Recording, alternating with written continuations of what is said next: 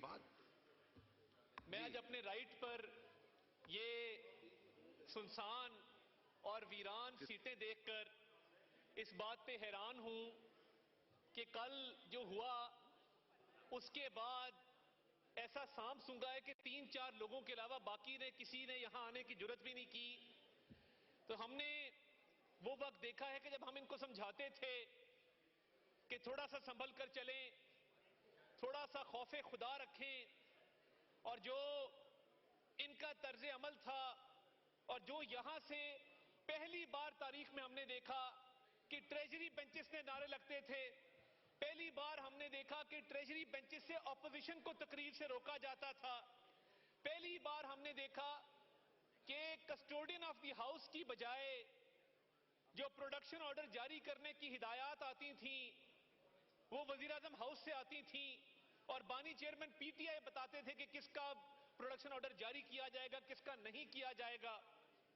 تو یہ جو نفرت کے بیج بوئے گئے ہیں, ہم نے تو تب بھی ان کو سمجھایا تھا کہ وقت ایک سا نہیں رہتا, اور انہوں نے جو سیاست کے اندر روایات ڈالی, یہ کبھی نہیں ہوا تھا کہ خواتین کو سیاسی انتقام کا نشانہ بنایا جاتا. جب فریال تالپور صاحبہ کو عید سے ایک روز قبل چاند رات پہ اسپتال سے جیل بھیجا گیا, کہا گیا کہ میں چاہتا ہوں کہ اس کے بھائی کو اذیت پہنچے اور اس کے بھائی تک یہ پیغام جائے کہ اس کی بے گناہ بہن کو لیٹ نائٹ ہسپتال سے جیل بھیجا گیا ہے.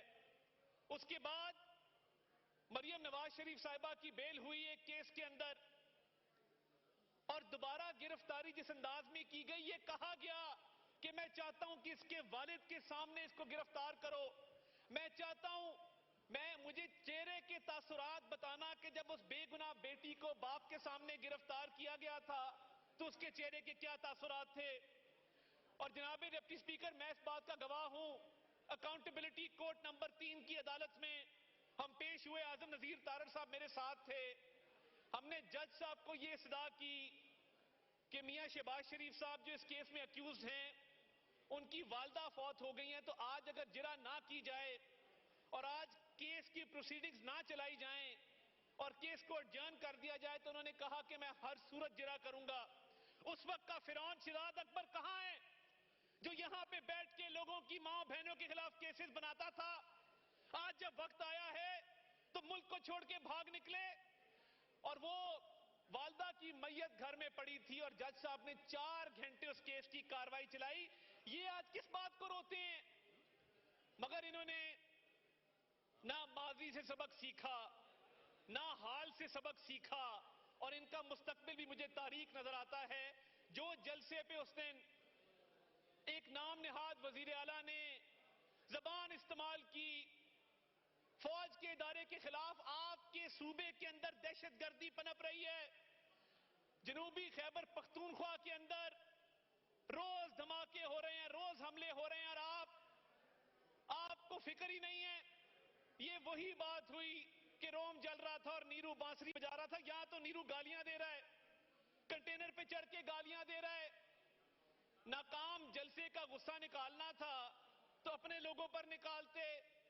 جو سٹیج پہ چڑھ کے فوج کے خلاف, ملٹری لیڈرشپ کے خلاف, مریم نواز شریف صاحبہ کے خلاف جو زبان استعمال کی گئی انتہائی قابل مذمت ہے, اور جو خواتین جرنلسٹ کے بارے میں زبان استعمال کی گئی, جو صحافیوں کے خلاف نعرے لگائے گئے, اس کی پرزور مذمت کرتے ہیں. مگر انفارمیشن منسٹری ایک نئی فلم بنانے کا سوچ رہی ہے, اس کا نام ہوگا میں لاہور نہیں جاؤں گا. پہلے ایک فلم آئی تھی, یہ اس کا اگلا حصہ ہے کہ میں لاہور نہیں جاؤں گا, کیونکہ اب میرا خیال ہے کہ شاید لاہور جانے کا ارادہ ترک کر دیا جائے. اور یہ لشکر کشی کس بات کی ہے؟ 12.5 سال سے آپ کی حکومت ہے, مجھے پی کے ایل آئی کے لیول کا ایک ہسپتال دکھا دو. 12.5 سال سے آپ کی حکومت ہے, Rawal Pindi institute of cardiology جیسا ایک ہسپتال دکھا دو, دانش اسکول سسٹم جیسا ایک اسکول دکھا دو. آپ لوگوں نے سرکاری فنڈ بھی استعمال کیے تو اپنی ذاتی تشہیر پہ کیے. اب جو کہہ رہے تھے کہ لیڈر کو چھڑوانا ہے, گئے چھڑوانے تھے, خود بند ہو گئے. یہ پہلے پہلی دفعہ دیکھا ہے کہ چھڑوانے لیڈر کو جا رہے تھے، بند خود ہو گئے.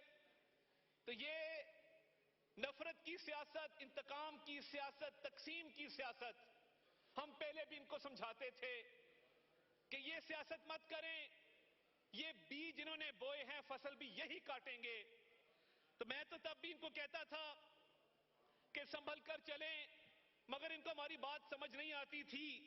تو میں اس شعر سے اپنی بات ختم کروں گا کہ دل کے دریا کو کسی روز اتر جانا ہے، اتنا بے سمت نہ چل، لوٹ کے گھر جانا ہے. بہت شکریہ.